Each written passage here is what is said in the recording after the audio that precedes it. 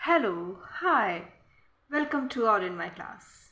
Friends, this is Archana Economica.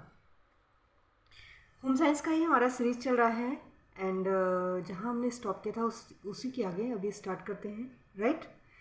And channel को like कीजिए, subscribe कीजिए एंड शेयर कीजिए. So without wasting a time, let's start.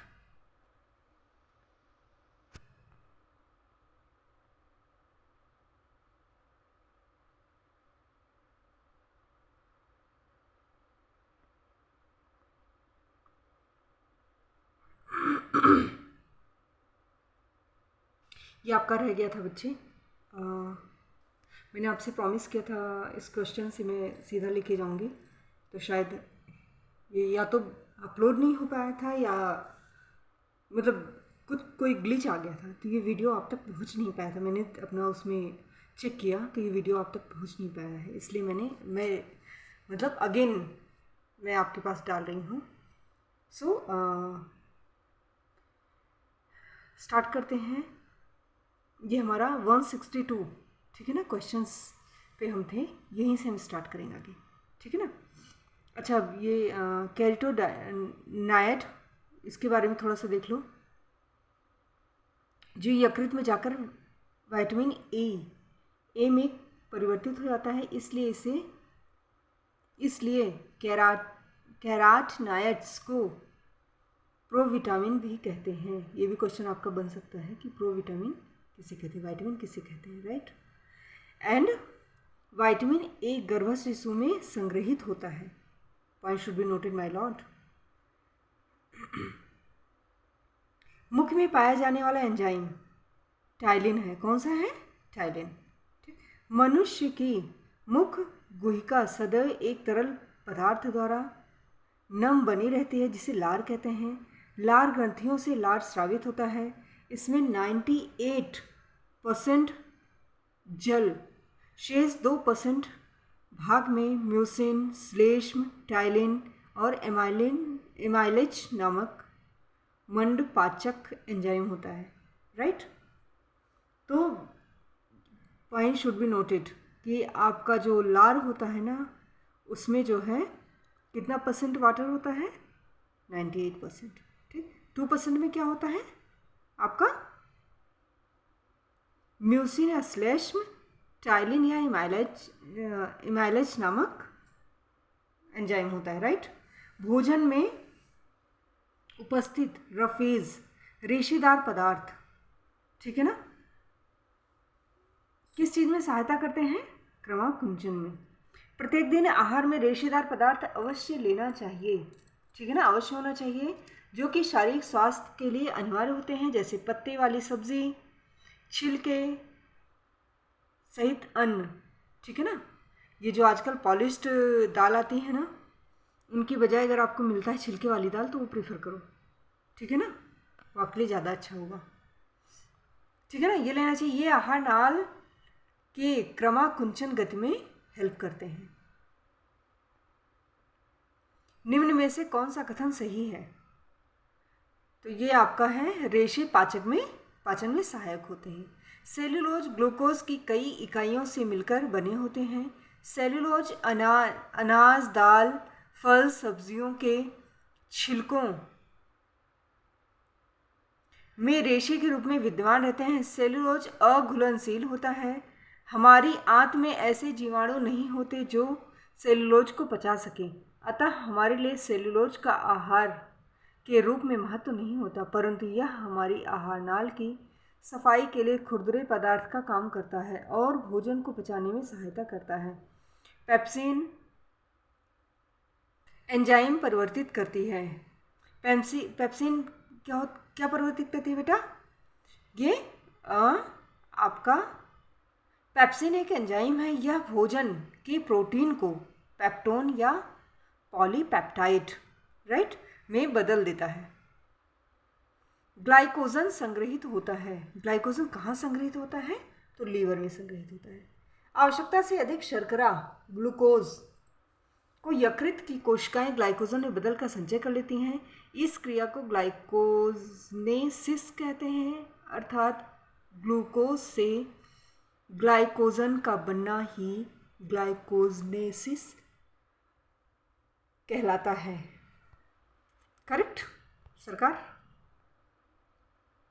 अच्छा आज मैंने ओहो एक्सट्रीमली सॉरी यार, मैंने जूम नहीं किया ना,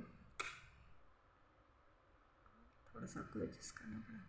खैर विजिबल तो है लेकिन फिर भी सो सॉरी। आंशिक रूप से पचा भोजन कहलाता है, कायम कहलाता है। आमाशय में बना लुगदी के समान भोजन जो आंशिक रूप से पचा हुआ होता है, जिसमें पित्त रस एवं अग्नाशयी रस मिला हुआ होता है, कायम कहलाता है। इनमें से सबसे बड़ी आंत का अंग नहीं है। कौन सा नहीं बेटा? सबसे बड़ी आंत का अंग नहीं है तो इलियम नहीं है। इलियम बड़ी आंत का भाग नहीं है बल्कि छोटी आंत का अंतिम सिरा है, जबकि सीकम कोलन बड़ी आंत के हिस्से में आते हैं। निम्न में से कौन सा एंजाइम कैल्शियम की उपस्थिति में दूध की कैसीन प्रोटीन पर क्रिया करके उसे दही में परिवर्तित कर देता है? तो ये हमारा क्या होता है? रेनिन। रेनिन नामक एंजाइम कैल्शियम की उपस्थिति में दूध की कैसीन प्रोटीन पर क्रिया करके उसे दही में परिवर्तित कर देता है। बच्चों के शरीर में रेनिन अधिक होता है क्योंकि उनका मुख्य भोजन दूध होता है। समझ में आया सरकार? इसीलिए कभी छोटी बेबी जो मदर का मतलब फीडिंग करते हैं, उनको देखा होगा फीडिंग कराने के बाद हम उल्टा करके जैसे थपकी जैसे देते हैं ताकि उनको जो है डकारे आ जाएं। और एक अच्छा प्रोसीजर, एक मतलब जैसे जब मेरा बच्चा था तो मेरी सास बताती थी कि इसको ऐसे कर लो, तो उस वक्त आई वॉज़ वेरी यंग मुझे तो पता नहीं था, बट अभी समझ में आता है क्यों करवाते हैं वो बच्चा, ताकि मतलब डाइजेशन सिस्टम में हेल्प करता है। और अगर बच्चे ने दूध पिया और आप इस तरह से नहीं, क्या संभावना होती है कि आप उसको जैसे खिला रहे हो गोद में, तो वो पलटी कर देता है। एक बार ऐसे ही हुआ, उसने मेरे बच्चे ने फीड किया एंड उसके फादर आए तो ऐसे ही उसको गोद में लेके और भाई करने लगे। तो वो तो सोच रहे बेटे को मैं खिला रहा हूँ, मेरा प्यारा बच्चा है, और वो बेचारा दूध पी रखा था, उसने सारा दूध जो है उनके टी शर्ट पर निकाल दिया। और हाँ, तुम कहने का ये इतनी कहानी कहने का रीज़न ये है कि जब वो बच्चे दूध निकालते हैं ना, तो एग्जैक्टली पीते तो है लिक्विड दूध के रूप में, लेकिन वो तुरंत अगर निकाल देंगे तब भी वो दही के रूप में दिखेगा आपको, थक्के जैसा। ठीक है ना? चलो 170। निम्न में से कौन सा एंजाइम आमाशय में उपस्थित रहता है? पैप्सिन, रेनिन, लाइपेज नामक एंजाइम आमाशय में उपस्थित रहता है। मनुष्य में रेक्टस एक तंत्र का भाग है जो संबंधित होता है। ए पाचन तंत्र। मनुष्य रेक्टम मालाशय को कहते हैं। यह बड़ी आंत का अंतिम भाग है। इसके अंतिम सिरे पर वृत्ताकार विषु होते हैं जो मलद्वार को बंद रखते हैं। एमाइलेज को भी कहते हैं। क्या कहते हैं एमाइलेज को? Ptyalin, right? एमाइलेज को टाइलिन भी कहते हैं। एमाइलेज को टाइलिन भी कहते हैं। लार में मुख्यतः दो प्रकार के एंजाइम पाए जाते हैं, ptyalin, amylase and maltose. Ptyalin भोजन में उपस्थित मंड शर्करा को माल्टोज यानी शर्करा में बदल देते हैं। निम्न में से किस पर टाइलिन का प्रभाव होता है? तो किस पर होता है? शर्करा एंड स्टार्च पर। टाइलिन मुख गुहा में मौजूद लार में पाया जाने वाला एंजाइम है। इसकी प्रकृति हल्की अम्लीय होती है। यह भोजन में मौजूद शर्करा तथा स्टार्च का पाचन करता है। यह भोजन के मंड स्टार्च को माल्टोज में बदल देता है। क्लियर मेरा बच्चा?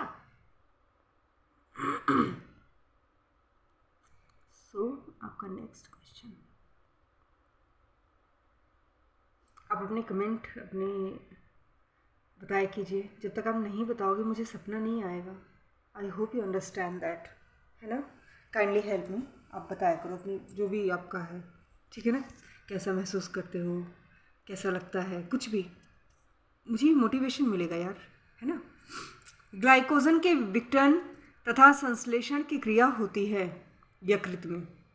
ग्लाइकोजन के विघटन संश्लेषण की क्रिया यकृत में संपन्न होती है। यकृत मानव शरीर की सबसे बड़ी ग्रंथि है जो नीचे डायफ्राम के नीचे उदर गुहा में स्थित होता है। यकृत पित्त रस का श्रावण भी करता है जो भोजन के पाचन में महत्वपूर्ण भूमिका निभाता है। लाइपेज एंजाइम पाया जाता है, कहाँ पाया जाता है? लार में। जीव तंत्र में रासायनिक क्रियाओं के उत्प्रेरण के लिए विशेष प्रकार का कार्बनिक उत्प्रेरक होते हैं जिन्हें एंजाइम कहते हैं। लाइपेज मनुष्य की लार ग्रंथियों से स्रावित होने वाला एक एंजाइम है जो वसा के पाचन में महत्वपूर्ण भूमिका निभाता है। लार में इसके अलावा टाइलिन नामक एंजाइम पाया जाता है जो भोजन के मंड को माल्टोज में बदलता है। एक वयस्क व्यक्ति में संपूर्ण भोजन प्रणाली तंत्र की लंबाई क्या होती है? 7.5 to 9 मीटर। एक वयस्क व्यक्ति के संपूर्ण भोजन प्रणाली तंत्र में लगभग 7.2 से 9 मीटर तक लंबी होती है। क्या लंबी होती है? भोजन प्रणाली तंत्र, राइट, जो मुख से लेकर मलाशय या गुहा के अंत तक विस्तृत होती है। यह एक लंबी नली है जिसमें आहार मुंह में प्रविष्ट होने के बाद आहार नाल, आमाशय, ग्रहणी, क्षुद्रांत, बृहदांत, मलाशय और गुदा से होते हुए मल के रूप में बाहर निकल जाता है। रोमिका युक्त उपकला एपिथेलियम पाया जाता है जिह्वा में, राइट। रोमिका उक्त उपकला एपिथेलियम जिह्वा में पाया जाता है। जिह्वा में अधिकांश जीव जंतुओं के शरीर का आवश्यक अंग मुख ग्रासन गुहिका के फर्श पर मोटी पेशीय चलायमान जिह्वा स्थित होती है। इसका पिछला भाग फ्रेनलम गिल्वी पेशियों के द्वारा मुख गुहा के तल डायड उपकरण व जबड़े की अस्थियों से जुड़ा होता है। अग्नाशय में पाए जाने वाले एंजाइम्स कौन कौन से हैं? एमाइलेज, लाइपेज, ट्रिप्सिन अग्नाशय में पाए जाने वाले एंजाइम हैं। जठर रस में उपस्थित पाचक रस कौन सा होता है सरकार? बता दो मेरे बच्चों।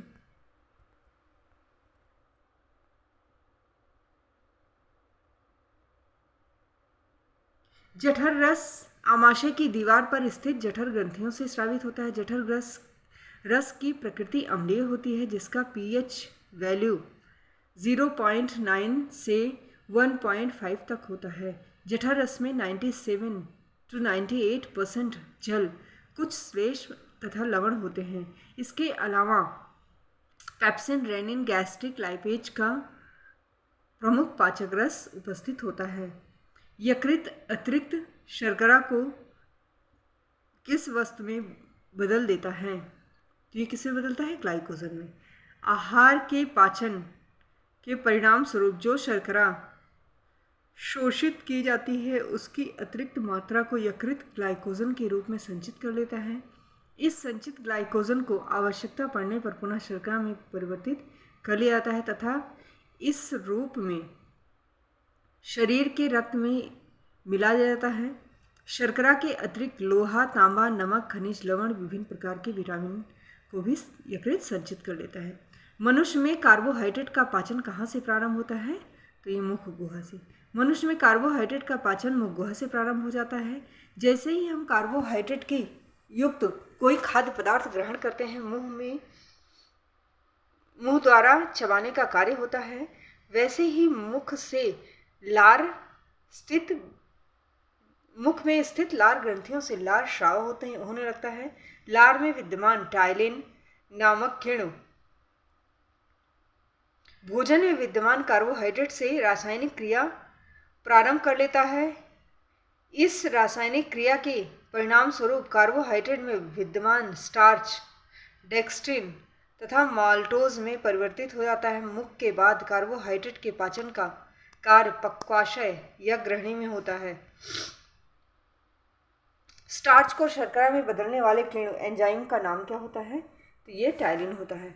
स्टार्च को शर्करा में बदलने वाले किण्व एंजाइम को टाइलिन कहते हैं। मुख द्वारा भोजन के पाचन में लार का योगदान महत्वपूर्ण होता है। लार में विद्यमान खमीर टाइलिन जो भोजन में पाए जाने वाले श्वेतसार के पाचन में भी योगदान देता है। इससे श्वेतसार के पाचन क्रिया सुचारू रूप से तथा शीघ्र ही पूरी हो जाती है। यही कारण है कि वसा आदि पोषक तत्वों की तुलना में कार्बोहाइड्रेट का पाचन शीघ्र होता है।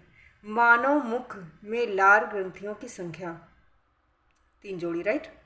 मानव मुख में 3 जोड़ी लार ग्रंथियां पाई जाती हैं। ये ग्रंथियां नलिकाओं द्वारा लार को मुख गुहा में स्रावित करती हैं। पहली जोड़ी लार ग्रंथ की सबलिंगुअल ग्रंथि, दूसरी जोड़ी लार ग्रंथि सब मैंडिबुलर ग्रंथ, तीसरी जोड़ी लार ग्रंथि को पैरोटिड ग्रंथि कहते हैं। क्लियर?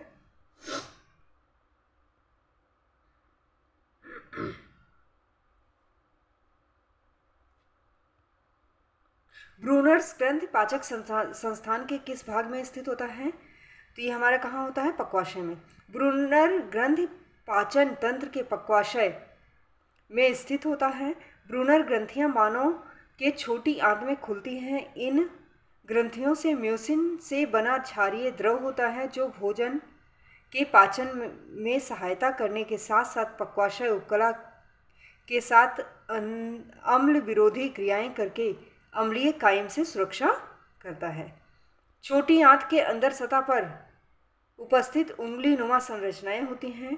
इन्हें क्या कहते हैं? गुहांकुर कहते हैं। छोटी आंत के अंदर की सतह पर उपस्थित उंगली नुमा संरचनाएं आंत रसांकुर या गुहांकुर कहलाती हैं।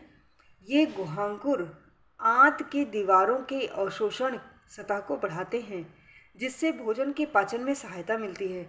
वसा का अवशोषण होता है। कहाँ होता है बेटा? छोटी आंत में।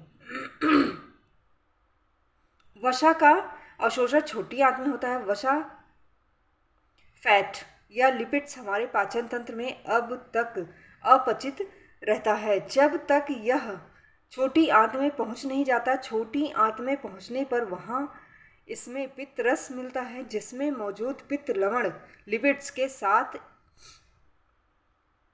इमल्सन बना लेते हैं जिससे बड़े लिपिड्स बूंदों को छोटे बूंदों में तोड़ देता है। अतः इस प्रकार यह पाचन एंजाइमों के साथ आंतरिक लाइपेज के साथ मिलकर पच जाता है। करेक्ट? लार ग्रंथियों के एंजाइम पाचन करते हैं कार्बोहाइड्रेट का। लार ग्रंथियों के एंजाइम कार्बोहाइड्रेट का पाचन करते हैं। लार का मुख्य कार्य मुंह की झिल्ली और जीभ को गीला करना होता है। करेक्ट? ताकि हमें बोलने में असुविधा ना हो। लार में उपस्थित एमाइलेज नामक एंजाइम मुख में उपस्थित कार्बोहाइड्रेट को चीनी में बदलकर हमारे मुख में 3 लार ग्रंथियों द्वारा स्रावित किए जाते हैं। पहला जो कि सबसे बड़ा होता है पैरोटिड ग्रंथि, दूसरा सबमेडुलर ग्रंथि, तीसरा सबलिंगुअल ग्रंथि। हमारे शरीर में मुंह से लेकर मलद्वार तक के मार्ग को क्या कहते हैं? आहार नाल कहते हैं। मानव शरीर में आहार नाल 7.2 से 9 मीटर लंबी नलिका होती है जो मुख से शुरू होकर मलाशय से होती हुई मलद्वार तक जाती है। आहार नाल हमारे द्वारा ग्रहण किए गए भोजन को ग्रास नाल ग्रसनी आमाशय बृहदांत्र से होकर गुजारती है तथा अंत में आहार के पचने के बाद अवशिष्ट पदार्थों को मलाशय और गुदा मार्ग के माध्यम से बाहर निकालने का कार्य करती है।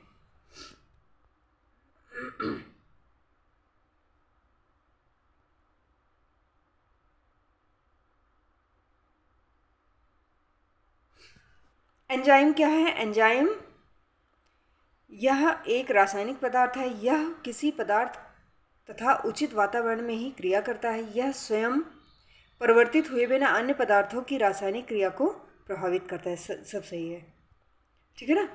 जीव तंत्र में रासायनिक क्रियाओं के उत्प्रेरण के लिए आवश्यक कार्बनिक पदार्थ एंजाइम के नाम से जाने जाते हैं। इनका संश्लेषण स्वयं कोशों के जीवद्रव में संश्लेषित होते हैं। ये रासायनिक पदार्थ होते हैं जो स्वयं परिवर्तित हुए बिना अन्य पदार्थों की रासायनिक क्रिया रासायनिक क्रियाओं को प्रभावित करते हैं। यह पदार्थों पर उचित वातावरण में ही क्रिया करता है। एंजाइम सामान्यतया सरल प्रोटीन होते हैं तथा 25 to 45 डिग्री तक शारीरिक ताप पर सर्वाधिक क्रियाशील रहते हैं। करेक्ट। काइम क्या होता है? एक प्रकार का पाचक रस होता है। सॉरी, दिमाग पगला गया मेरा एकदम। काइम क्या होता है? आमाशय भित्ति में भोजन का लेई के रूप में होना होता है। काइम पाचन के दौरान आमाशय भित्ति एवं आंत में बना एक अर्ध तरल चिकना श्लेष्म युक्त ठोस पदार्थ है जो भोजन के आंशिक पाचन तथा पाचक एंजाइमों के संयुक्त होने से लेई जैसी संरचना ग्रहण कर लेती है। एंजाइम जो पचे स्टार्च को माल्टोज में बदलता है तथा लार में रहता है, क्या कहलाता है सरकार? टाइलिन। राइट। मनुष्य में 3 जोड़ी लार ग्रंथियां पृथक वाहिनियों द्वारा मुखगुहा में खुलती हैं। इनसे लार स्रावित होता है। लार में जल श्लेष्म टाइलिन तथा टाइलिन एंजाइम होता है जो पके स्टार्च को माल्टोज में बदलता है। वैसा तंत्र जो भोजन अवशोषण कर उसे रक्त कोशों के लिए उपयोगी बनाता है, उसे क्या कहते हैं? उसे पाचन तंत्र कहते हैं। भोजन के जटिल पोषक पदार्थों व बड़े अणुओं को विभिन्न रासायनिक क्रियाओं एंजाइम की सहायता से सरल छोटे व घुलनशील अणुओं में बदलना, उन्हें अवशोषित कर रक्त कोशों के लिए उपयोगी बनाने वाले अंगों को संयुक्त रूप से पाचन तंत्र कहा जाता है।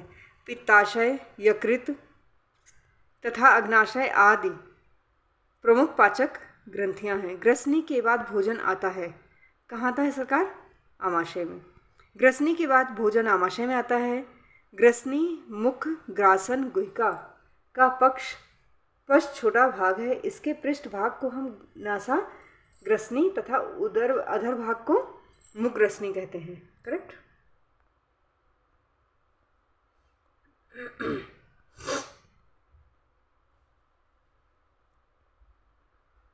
यकृत का मुख्य कार्य क्या होता है? पित्त बनाना। यकृत शरीर की सबसे बड़ी ग्रंथि है। ये भी क्वेश्चन के रूप में बन सकता है। टीजीटी वगैरह में फैक्चुअल क्वेश्चंस आते हैं और उसमें बहुत डिफिकल्ट क्वेश्चंस नहीं पूछाते बेटा। ये देखो आ भी गया, देखो टीजीटी 2006। ठीक है, मैं सपने में बात नहीं कर रही हूँ, मैं एकदम फैक्ट को लेके चल रही हूँ। ठीक है ना? तो सब छोटी छोटी बातें नोटिस करते रहो जब पढ़ते हो। यकृत की सबसे बड़ी ग्रंथि, यकृत शरीर की सबसे बड़ी ग्रंथि है। यकृत में पित्त रस बनता है। यकृत शरीर के लिए अनेक महत्वपूर्ण कार्य करता है, जैसे पित्त रस का स्राव, ग्लाइकोजन के रूप में ग्लूकोज का संचय, वसा का संश्लेषण संचय, विटामिन का संश्लेषण संचय, जीवाणुओं का भक्षण, रुधिराणुओं का निर्माण तथा विखंडन, यूरिया का संश्लेषण। जठररस किसे पचाता है? केवल प्रोटीन को। जठररस केवल प्रोटीन को पचाता है। आमाशय की भीतरी सतह पर विद्यमान ग्रंथियों से जठररस का स्राव होता है। इस जठररस में पाचन में सहायक कुछ एंजाइम जैसे पेप्सिन, रेनिन पाए जाते हैं। साथ ही हाइड्रोक्लोरिक एसिड भी पाया जाता है। पेप्सिन का मुख्य रूप से प्रोटीन को प्रभावित करता है। इस प्रभाव के परिणाम स्वरूप प्रोटीओजेस पेप्टोन्स में बदल जाता है, जिससे इसका पाचन एवं शोषण होता है, सरल हो जाता है। मतलब पेप्सिन नामक एंजाइम ये हमारे जठररस में पाया जाता है। आमाशय की भीतरी सतह पर विद्यमान ग्रंथियों से जठररस का स्राव होता है। इस जठररस में पाचन में सहायक कुछ किण्व खमीर पाए जाते हैं। साथ ही हाइड्रोक्लोरिक एसिड भी पाए जाते हैं। जठररस में मुख्य रूप से 2 किण्व या खमीर पाए जाते हैं। ये किण्व या एंजाइम पेप्सिन, रेनिन कहलाते हैं। आहार के पाचन की प्रक्रिया के अंतर्गत यह पेप्सिन मुख्य रूप से आहार में विद्यमान प्रोटीन्स को प्रभावित करता है। मानव शरीर में यकृत द्वारा लगभग कितना पित्त तैयार किया जाता है? Point should be noted my Lord. 40 ऑन्स। मानव शरीर में यकृत द्वारा 40 ऑन्स पित्त तैयार किया जाता है। यकृत के कुछ भूरे लाल रंग की शरीर की सबसे बड़ी ग्रंथि है। यकृत कोशिकाएं पित्तरस का स्रावण करती है। पित्तरस पित्त वाहिनियों के माध्यम से पित्ताशय में एकत्र होता है। मानव शरीर में पाचन का अधिकांश भाग किस अंग में संपन्न होता है? तो ये छोटी आंत। पक्वाशय से सरक कर आहार जिस भाग में प्रवेश करता है उसे छोटी आंत कहते हैं। संपूर्ण पाचन तंत्र में छोटी आंत द्वारा आहार के पाचन के साथ साथ पोषण तत्वों के शोषण का भी अति महत्वपूर्ण कार्य होता है।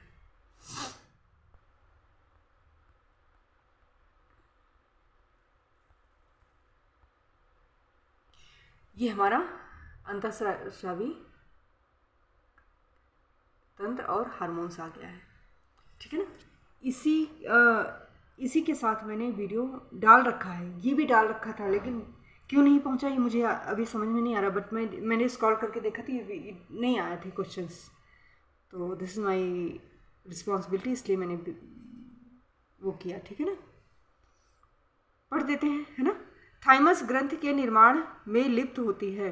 थाइमस ग्रंथि जो है ये लिम्फोसाइट्स के निर्माण में लिप्त होती है। डिटेल्स देख लें, सारी मैंने डाल रखे हैं, ये समझ लीजिए, आपका रिकॉल हो रहा है ये क्वेश्चन।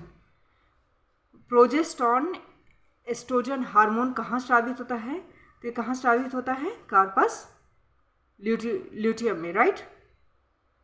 दीज आर एक्सप्लेनेशंस, इनको आप पढ़ लीजिएगा सरकार। वृद्धि हार्मोन का संश्लेषण किसके द्वारा होता है? ये जो है एडिनोहाइपोफाइसिस द्वारा होता है। दीज आर डिटेल्स, और ये मैंने एक बार डाल भी रखा है, आपका सिर्फ रिकॉल हो रहा है। प्रसव के समय गर्भाशय की पेशियों में संकुचन पैदा करने वाला हार्मोन कौन सा होता है? तो ये हमारा होता है बेटा ऑक्सीटोसिन हार्मोन, ठीक है ना। जब बेबी का बर्थ होता है तो ये हार्मोन हमारा हेल्प करता है उसके बर्थ में, ठीक है ना।